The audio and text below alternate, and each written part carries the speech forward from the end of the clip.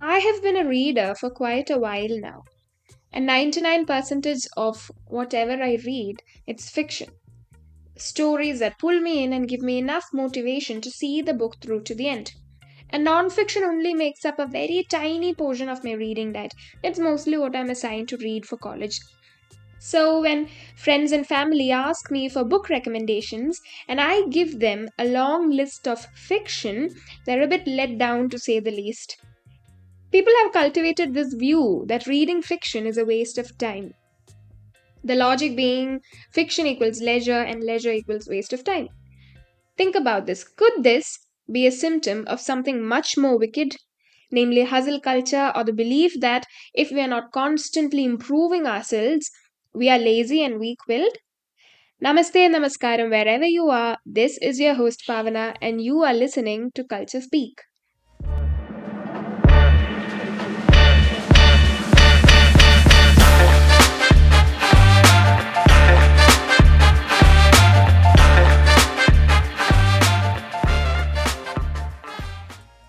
Pursuing activities because you're curious, well, that's meaningful. But striving for self improvement should not be driven by a fear of inadequacy or a sense of worthlessness. What we should stay away from is the belief that, and this is a very limiting belief, the belief that anything except for who we are right now, only that is worthy. Think about this. Why are we constantly asked to be better, to be someone else? Is it because, to quote Matthew Haig once again, happiness isn't good for the economy? We are encouraged continually to be a little bit dissatisfied with ourselves. In India specifically, there's a big market for self help books, for life hacks, for finance hacks, for fitness hacks, all geared to our age's apparent sacred one true goal, optimizing ourselves to death. And data from publishing industries tell us that it's very hard to sell fiction in India, but non-fiction sells well. At this rate, I wonder why all of us have not collectively improved our way to nirvana. I mean, we should have gotten somewhere by now, but here we are constantly asking, am I there yet? The problem is that if the ideal image pushed by the market, say that of a well muscled alpha man who is a magnet for women, or of a size zero girl boss who runs a company of her own and has a fantastic relationship at home, if these images are not achieved, or if we are not closer to the version of this image that we have created for ourselves, this leads to a cycle of worthlessness. What if we were to realize that there are limits placed on us merely by being human? What if we realize that we cannot be 100% healthy? And aspiring to be 100% healthy is problematic too, as if you were to fall sick somehow, you'll start blaming yourself when there are a lot of other factors at play other than what you do. So, why don't we take a break? Why don't we turn away from reading self help to reading for reading's sake? Now, I want to emphasize here that when I'm referring to non-fiction, I'm specifically referring to self-help books, all these life hacks that aim to bringing out a better version of you. Now, even if you are someone who enjoys reading self help, I used to enjoy reading self help a lot at a very vulnerable point in my life. So I can understand where you're coming from. And if you're trying to optimize yourself and if you're an avid reader of that specific category of nonfiction, I applaud your strength and your grit. And you see, nonfiction comes with a host of benefits too. Other than self help, there are a lot of creative categories in nonfiction that is perfect for naturally curious people. Biographies, travel writing, historic nonfiction, and so on. And on any given day, any kind of reading is always better than no kind of reading. But you should always be aware of the intentions and should ask yourself whether the leisure reading that you are doing is driven by curiosity or a need to feel like you're always doing something productive.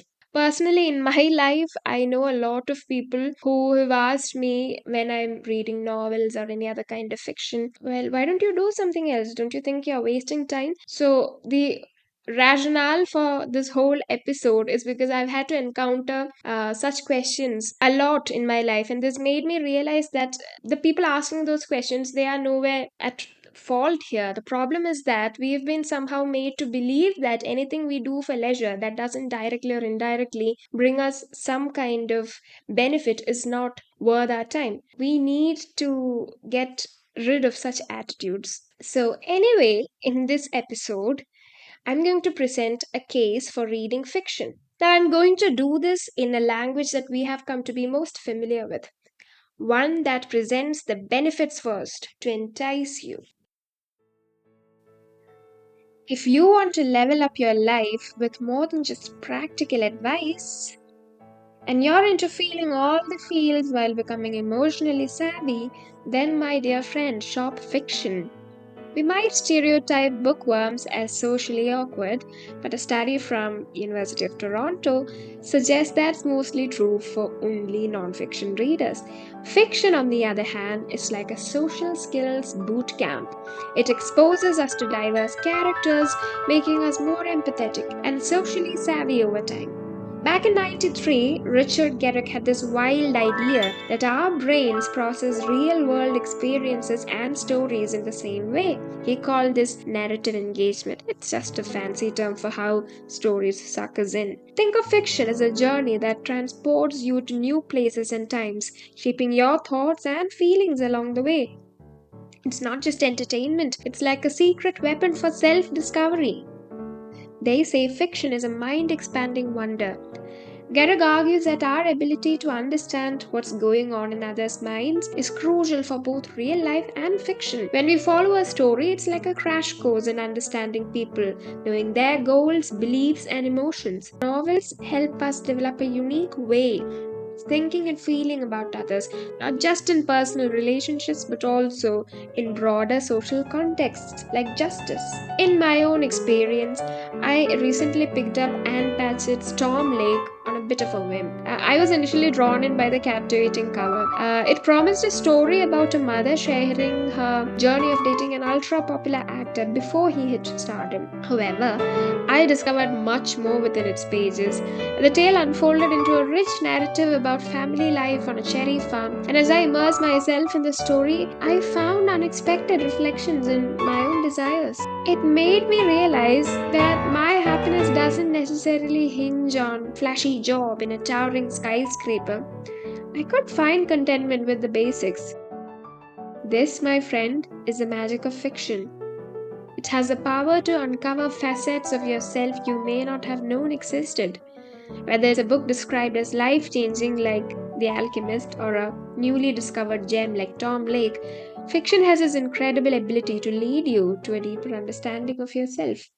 And that, my dear reader, is the beauty of the journey you embark on with every good book.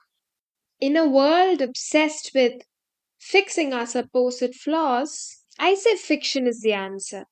Instead of buying into the wellness craze or getting caught in the cycle of problem solving, choose joy and contentment.